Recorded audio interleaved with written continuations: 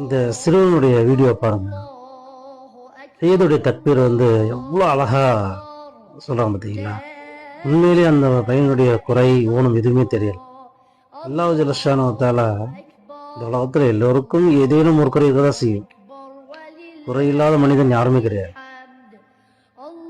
அதே நேரத்தில் நபிகள் நாயகம் ரசூலே கரீம் ஸல்லல்லாஹு அலைஹி வஸல்லம் சொல்றாங்க, உங்களுக்கு மேல் உள்ளவர்களை பார்க்காதீர்கள்.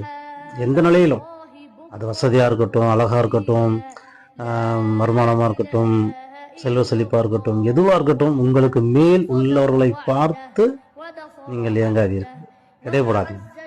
அதே நேரத்தில் நீங்கள் உங்களுக்கு கீழ் உள்ளவர்கள், உங்களுடைய நிலையை விட கீழ் உள்ளவர்களை பாருங்க. உங்களை நாம் எந்த அளவுக்கு சிறப்பாக வைத்திருக்கிறோம் என்பதை நினைத்து பார்க்க பெருமானார் ரசூலே கரீம் ஸல்லல்லாஹு அலைஹி வஸல்லம் அவர்கள் கூறுவாங்க. உண்மையிலே இந்த பையன் எவ்வளோ அழகா குரான் எவ்வளோ அழகா ஓதுவார்னு நமக்கு கற்பனையிலேயே என்ன தோணுது. மாஷா அல்லாஹ்.